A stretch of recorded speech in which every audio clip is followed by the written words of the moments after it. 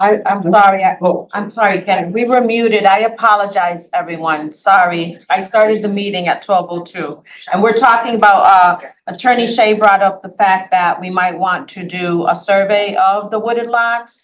And Amy just, commented that in 16 acres and the other neighborhood, Ward 7 and 8, basically, right? Not 7.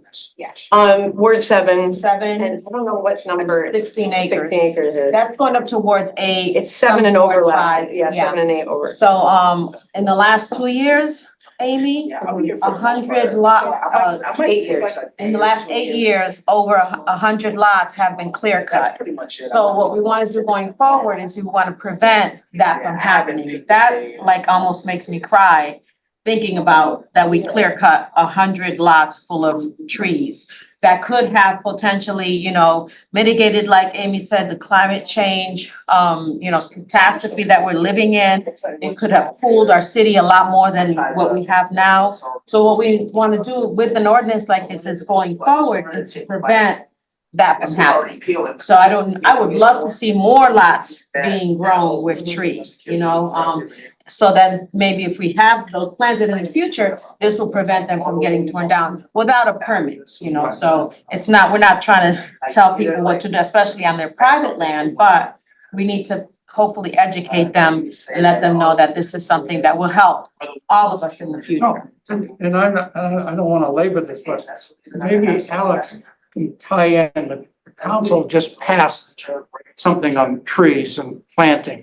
And how does that tie into what this group is trying to do? I mean, does that take care of this issue? Does it need to be expanded? Does it work in, we've just put an ordinance in place and now we're talking about something else. So we don't want to, I don't think we want two separate ordinances unless They are gonna have to be separate directed at something different than what the first one is. Yeah, it is. And if it is, what is that difference and how do we look at that difference? You know what I mean? Before we get. Yeah, Yeah, we can summarize, but Alex and I have been in conversation for over a year and we're all aware of the two separate, like the public land versus private trees and the different legal issues. But I mean, I'll let Alex speak to this, but like they have to be totally different because the ordinance that Alex just put through is for public trees, street trees, shade trees, and, in public spaces. What we're talking about is more similar to like the wetlands ordinance, which is that on private property, you have to meet certain criteria to get a building permit. So those are two totally different ordinances. And again, I want to thank Attorney Bonacani and Jay Latore. They're here. Thank you so much for being here. And we did start talking about this already. So Amy, Jay would like for you to kind of like summarize the email that you just sent us regarding the research that SCANS has done and why we need this ordinance in the city of Springfield. Okay, so we had met as a group to talk about this over a year ago because we did our informal survey and found that those 100 lots had been clear cut and most of them had been clear cut for housing that was $400,000 to $500,000 units. So it was not affordable housing and it was complete clear cuts, corner to corner. They didn't even leave significant trees or anything. So then we met with Alex and talked with Alex and Tim Allen about the possibility of a ordinance along the lines of like the wetlands law that would not, be a deterrent to development, but would build green development and climate change resiliency into the building process. And at that point, we learned from Alex Sherman that he had the proposal for the public tree ordinance, which we fully supported and think is an absolute amazing and crucial, ordinance for the city for maintaining those public trees in public parks, along streetways, and to, again, make sure developers are at least leaving individual significant trees and that homeowners are leaving shade trees along the street line. So that's absolutely fantastic, but it doesn't impact, the fact that Springfield is losing thousands and thousands more trees than it's planting, and it's losing mature trees. So only mature trees can do climate change mitigation. They sequester carbon, They cool like a multiple mile radius around them. They mitigate public health issues like high blood pressure, heat stroke, heart disease that many urban neighborhoods suffer from as climate change brings more heat and humidity. And these are multiple studies from Europe and the United States that have proven that the only thing that works for climate change mitigation in cities is large clusters of mature trees. So we are dealing with Can I ask climate you, change. can I stop you and just ask you, what is the definition of a mature tree? The studies had different measurements, so Alex can talk more about this, but some of it was diameter, some of it was age measurement.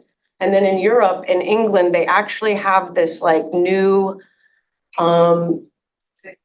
I don't even understand the technology, but it actually like measures the tree, the size of the tree and the tree's canopy, and then determines if it's mature enough based on how much carbon they feel it's sequestering. So there's different measurements, and so we would have to settle on that. That technology in Europe is probably way too expensive for Springfield, but it would be awesome if we had it, because then you're actually gauging the maturity of the tree based on its actual climate change mitigation. But most of the measurements are by diameter or like a height age kind of like gauge. You know, and one of the ways that that's sort of the quick and easy way to determine you know, tree benefits or tree canopy is just canopy percentage coverage. So you take a defined space and you determine how much of that is covered by trees, how much of that is covered by other, or you can even specify impervious surface, grass, whatever else, open water, other things. So that's sort of, and there's free tools available online that you can actually assess on your own property and determine the percentage of tree canopy cover you have on any particular parcel. That seems to me like the easiest way to kind of base this off of. When you start measuring individual trees, it just becomes more difficult. You know, we could certainly, you can certainly do tree surveys where you go in and measure every tree on the lot, determine, you know, the size and type of all the trees, and then you can come up with almost a mini stand, forest stand assessment of each lot. So that's a little bit more involved. You probably have to hire a professional forester or an arborist to do that work. So there's a couple different ways we can go with it. I think you were probably referencing the LiDAR technology, possibly with the way they're measuring entire tree canopies. Yeah. You know, we don't have that. I don't believe we have that imagery available in Springfield currently. You know, sometimes the state will, I know we have leaf off LiDAR or bare earth LiDAR that's provided by the state, but that doesn't include trees, obviously. Sometimes they'll actually fly it with drones now on individual trees and things. So that can get pretty expensive to do that type of work, but you know, certainly tree canopy is pretty quick and easy, especially using the free iTree tools suite that's available through the US Forest Service. And then the next step would be some type of tree survey that more details what types of trees. Because I think that's important too, because some of these lots are going to be full of invasive species and others that may not be contributing as much to, you know, the environmental and, you know, ecological benefits to the city as others would. So it might be interesting or important to know that. Yeah. So, so we were thinking we would measure, so when I say mature trees, it's more that the trees provide, like Alex said, a tree canopy, because we realize that the iTree tools and what David has developed is probably what we would use. So I use mature trees and SCANS uses mature trees more just to differentiate it from all the new tree planting that's going on along streets where there's like trees that are very young trees that are individual and aren't really providing any type of canopy the way Alex is describing. So because we did that informal survey and found all of these lots were being clear cut for you know, things that were not really benefiting the city in any kind of real productive way beyond maybe some property tax revenue, that we really saw trees as a public good. And then we started doing research, and I want to thank Jay Latore and Brian Skelly, because the three of us did some extensive research, and we found cities have already passed ordinances to do this. So Some of them are more, in more small towns. Some of them are in small cities.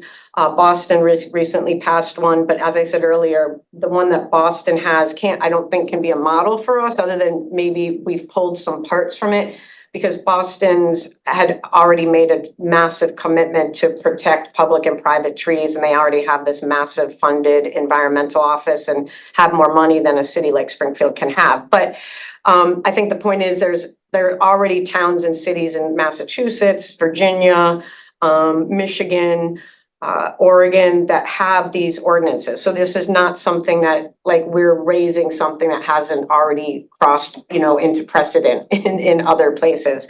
It's not radically, new or something. So Jay, Brian and I kind of pulled what we could. I sent the email out to everybody on the list from Karen. That has some samples from Michigan and Boston. And it also has a link to a Massachusetts statute that says cities are supposed to be mandating and prioritizing climate change resiliency and particularly through trees.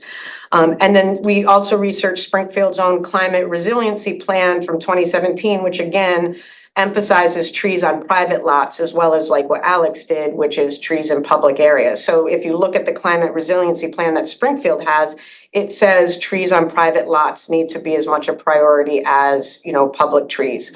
And so what we really want to do is be part of an innovation here. Again, we don't want to block development. We don't want to block affordable housing. We don't want to block solar, but we want affordable housing and solar is responsible.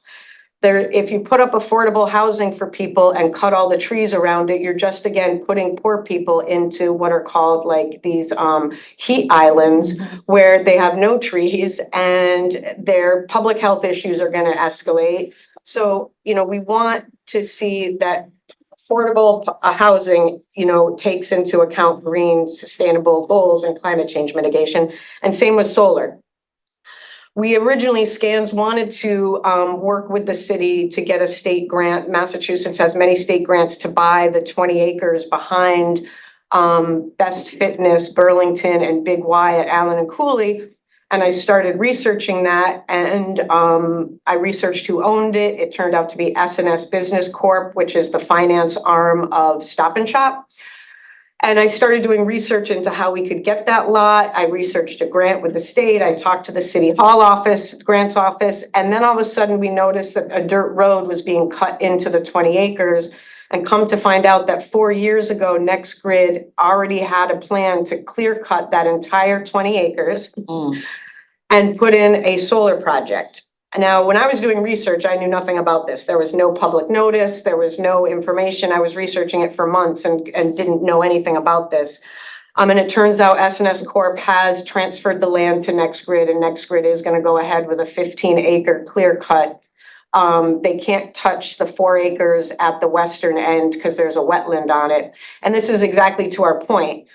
If there'd been a urban woodlands ordinance in place, the 5-acre wetland wouldn't be the only thing that would need to be scrutinized. The other 15 acres would need to be scrutinized as well. And maybe NextGrid and Stop and Shop could have found a way to put the solar project in Stop and Shop's roof or parking lot instead of clear cutting the climate change mitigation to put in something that's supposed to be good renewable energy. But it's actually a loss for the city, I think. But so it's a loss for the city. And I think the fact that 4 acres wetland on the western end has to be left is an indicator that this could be a really effective ordinance for the city. Again, not to block development and solar, but to say trees are a public good. We're living in climate change. We just had a 90+ degree heat wave in early June. That kind of thing didn't happen before. Last year, we had 90-degree days in May. Our ponds and lakes and everything don't even freeze anymore over the winter. So we're seeing climate change. And so it behooves the city to actually do what is scientifically proven to mitigate it, which is protecting tree canopy. So the proposal that we have here which is, Zeta has the longer one in front of her, which is, 13 pages, and Alex has the summary that we cut down.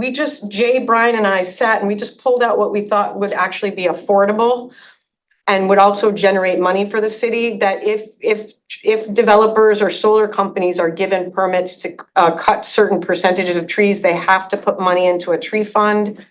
That fund is then going to support, it's not gonna be self-sustainable. There'll need to be some revenues put to it, but there'll be revenues generated by the permitting process, which is similar to what you had done with the public tree ordinance.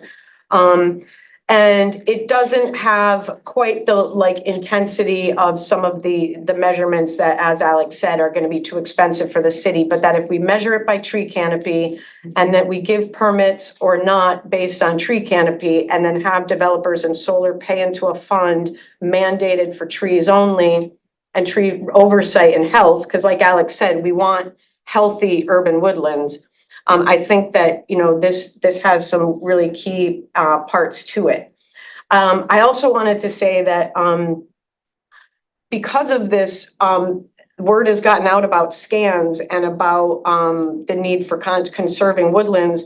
We have heard from the person that owns Bicentennial Plaza, and he still owns, I think, 5.5 or 4.5 acres behind there that's all wooded. He has said, if he can think about it, he might do something to turn that land over to the city as conservation land. Because again, when there's permitting processes put in place and there's certain regulations, it makes it not, as appealing, the idea of selling off and clear cutting these lots to put in stuff that is really not actually good for the city. So we would love to see that an ordinance like this might encourage, private owners to turn some land over to the city for conservation and land in perpetuity, rather than developing it. So it could actually be something that creates, positive momentum for some of these private landowners to conserve trees rather than just selling to the highest bidder. That's it. Thanks, Amy. That was a good summary. And there's so much more. I know that SCANS has been working on this for a very long time. And I really appreciate it because that's something that I think a few years ago, Springfield was, I'd say the nation's capital. I used to say the world's capital, asthma. We have gone down a little bit, but knocking down trees is gonna exacerbate the asthma rates again, right? So this is something that's very important to the city, I believe, and it's something that we need to do. So I think our next steps would be to see if we could draft an ordinance, right? And find a way to use some of the language that we got from the other ordinances that are out there already, so that we could have something in place. I've talked to a few counselors. There's a number of counselors who are interested in this, who want this to pass. So I think it would be a good, easy pass through the city council. And I think we just need some language to put on there so that we can, move forward and I'm hoping that Attorney Shea will help me with that. Yeah, I will, and I think you folks have superior knowledge and understanding of the whole Not me, they do. philosophy. In other words, so I think it would be best and time sensitive if you folks picked out and drafted what you feel the ordinance would do to accomplish the goals that you want. And then I can then take that and match that up to make sure that what you've got in there is legally substantial to go forward and challenge free and so on.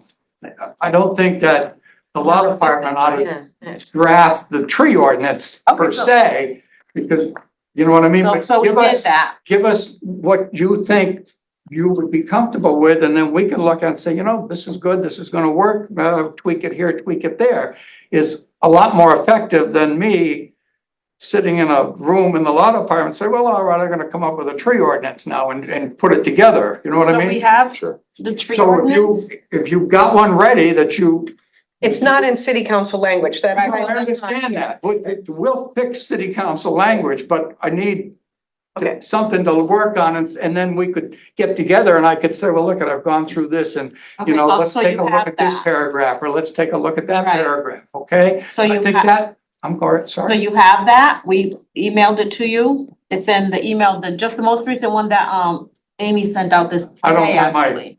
thing here. No. If you just send it, I have it, but if not, Yeah. I'll bug you and get a printed copy and go. So we from do there. have it, so this is basically it, so we want it to be, the sample draft ordinance right here. Sure. So if you wanna look at that, put it in city council language, so that maybe we'll have a meeting in a week or two, just to look at it and see what you come up with. So that we can, I think, move forward on this, I think Let we're me- ready. Give me what you think, the one you're comfortable using. Mhm. I'll go through it and then I think we can get back together if there's some points and then polish it up and then we can go forward. Whether I can pull it off in 2 weeks and we've got another big project on my plate, but Okay, we can certainly get it So- done for you. I mean, you've got one meeting in August and one meeting in July and then you're, so certainly by your full schedule in September, we'd be ready to roll. There's no question about that. okay, so when you get back to your office, look at the email that, the last email that Amy sent, right, just now? Actually, I was thinking, could you just make a copy of that now and give it to him? Do you want me to do that? Actually, you could get, I could give this to you. Yeah. So it's in here, Okay. okay? This is I think this is like the summary That's the one. summary and justification. So this is so I'll just give this to you, Okay. Ken. And again, it's on your computer, cause. Amy Okay, all right, emailed I'll it. check and make sure. I mean, I didn't, Then if you could put it into city council language, that would be great. okay. So. And we want to make sure that Alex is comfortable with it Oh, too. yeah, I mean, right. I mean, we're not- Absolutely. I think there's, Not gonna draft this in a Is there vacuum. anything We- there we- that we you want We want to to? create a mandate so that they'll have to fund it too, because we know that like what we want is to create the momentum to then say, like, this is gonna hopefully expand your, you know. so we've talked about this, prior, this in my mind is better placed under the purview of planning. Yeah. They're reviewing site plans already as they're getting developments in. We certainly don't mind providing Gonna need to do- technical yeah. support and technical review of things. But I think planning should be overseeing the ordinance in this ordinance particular, in my Right. opinion, because it's more of a development related. Yeah, I was hoping that Phil project, would so- be here. Yeah, No, in other municipalities, it's either under a specially created environmental oversight office or planning and permit, like whatever does the conservation and wetlands stuff, like to your point. But yeah, we would need, like to the stuff you describe, figuring out what trees could be cut or not cut, like that seems like you would have to be offering like technical consults on it. Sure, like Okay. once the ordinance is triggered by planning and they, are administering, saying you need to receive a permit. My thought would be that to put the onus on the property owner to self-report, have a Right. requirement for, you have to have a plan, a Mhm. forest, mitigation plan or however we want to define it. And then, so that puts the onus on them to create the report, and then we're just reviewing instead of having to send either me or one of my staff out to like survey every lot Right, that's gonna right. get developed in the city. We Yeah. just don't have the ability to do that. But we, certainly once planning is, the ordinance has been triggered and they have a plan under review, Mhm. we can certainly be a step in that process of Mhm. review by forestry. Okay. Approved, Yeah, yeah. or whatever, That's however good. we wanna put it. And that's the details we don't have in here yet, but I think we need to get like this set up and then plug in that language. That would have to come into this. Right, right. And I will take a closer look at the full proposal, now that I have it here, I so. was just gonna say, if you could look at it, Alex, and then look and see what it is that you need Yeah, in there, Yeah, right? sure. To make sure that it's successful, because again, we wanna make sure we set something up that's going to be helpful for the city, not just for this year, but for years to come. And it won't put an added burden to any other departments. Yeah, and I think, so right now in there, we just have like review process, and it's just kind of described very simply as like, there will be these 3 types of permits, but what you described isn't in there yet because we wanted to make sure what role you wanted. But that there would be, property owner or developer will do, site review and develop a site plan, which is language we can take straight out of what's already exists in, Yeah, in there's in the planning ordinances.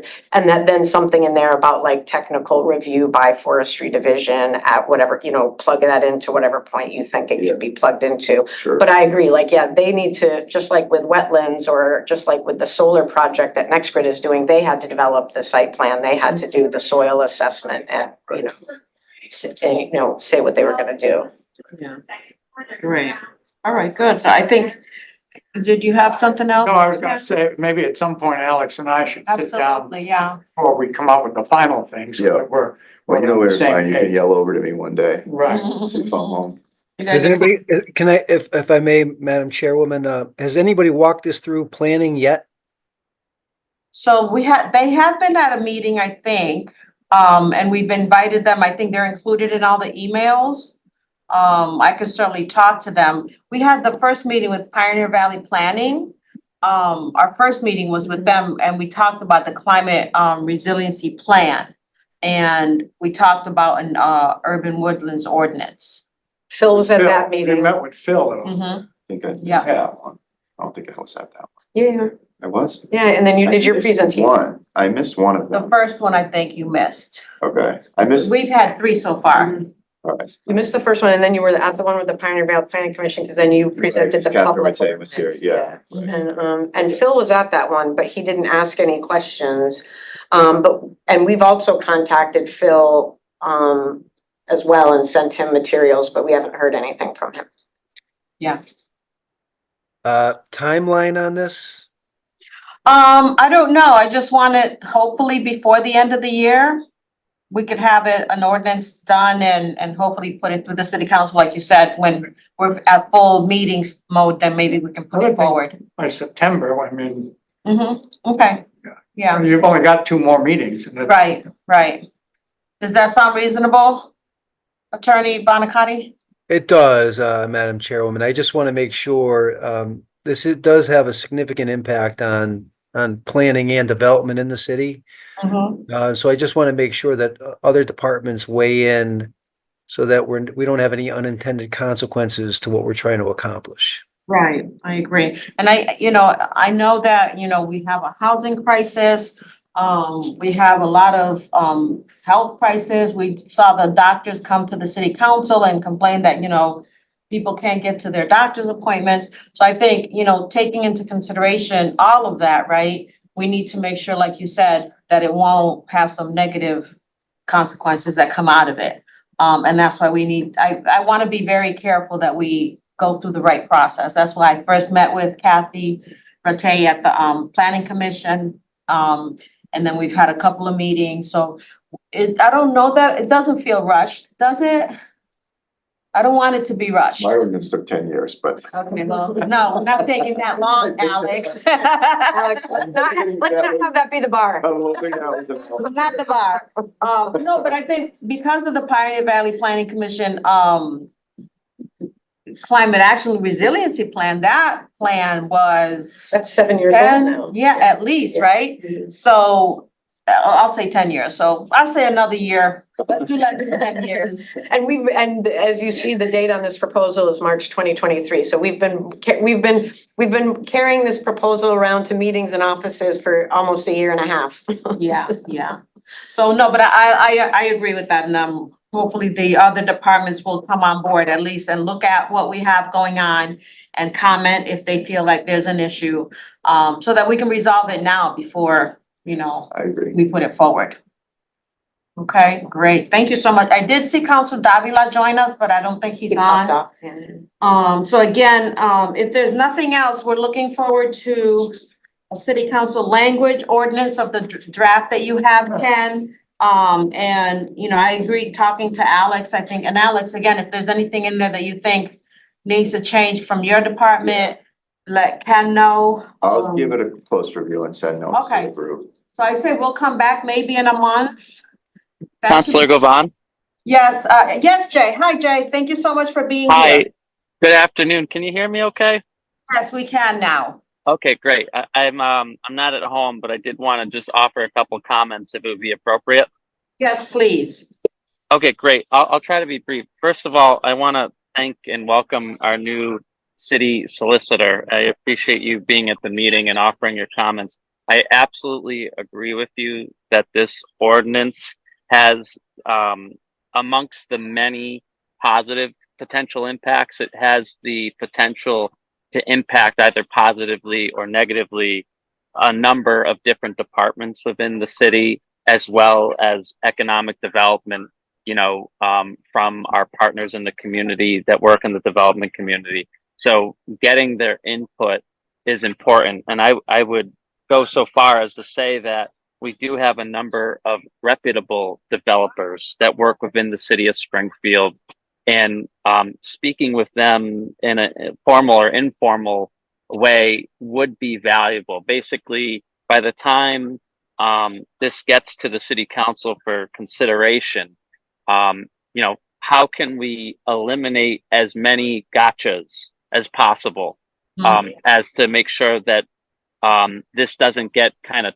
bogged down in a he said she said discussion. So I guess I would advocate for leave no stone unturned, which is, I agree with Amy. We've worked over the last year and a half to try to assuage as much of that as possible. But there's more to do, and so I agree with your timeline. I also think more time spent at the front end will ensure more stability at the back end. Another thing I just wanted to mention is, I agree with my colleague Amy that this is not anti-development. This is pro smart green development, and I think we have a tremendous opportunity here. And I want to emphasize this point, is that the city of Springfield needs to look at their trees and their tree canopy, whether those trees be on public property or private property, as an asset, not only in terms of tangible, meaning money, but also, moral, the responsibility that we as a society have to those that came before us and those that will come after us, as well as, maybe just quality of life. I know that Counselor Allen is not on the call, but if he was here, one of the things he would comment on, for example, is where he lives in Newton Road in East Forest Park. The trees that line his neighborhood are significantly older than the homes that align that neighborhood. And it's because the developer at that time made the decision, whether it was law or maybe they just thought it was good practice and what people wanted, to not cut down every tree, to ensure that there were mature trees, or at least older trees, that would grow into mature trees alongside those homes. And that kind of stands in contrast to the way the developers have been doing things more recently, likely because the city, for a lack of better words, is silent on the subject. And so this is our opportunity to no longer be silent on the subject. The other thing I want to say is that I appreciate Attorney Shea's comments, and I always like to use this analogy. It's a chemistry analogy with a microscope, if we can all go back to high school for a second. So the role of scans here is to kind of provide the coarse knob, right? We kind of want to communicate to you in our own words what we think should be done in the city to accomplish these goals. And then we need to lean upon the law department as well as the city council and other departments to, turn the fine knob, to adjust things, to make it consistent with city ordinances and charter, to look at all of the potential stakeholders to make sure we're not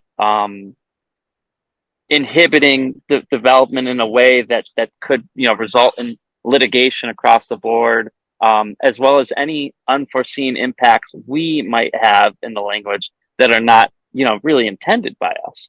So I think if we can do all those things and we take the time to do them, we'll be in a great position. I think this is forward thinking.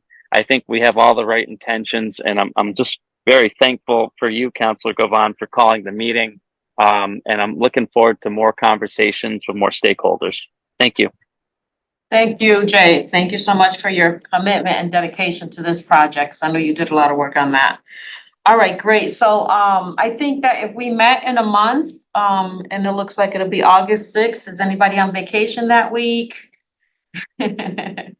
Not right now. Alex, you gotta ask your wife. Yeah, it might be. It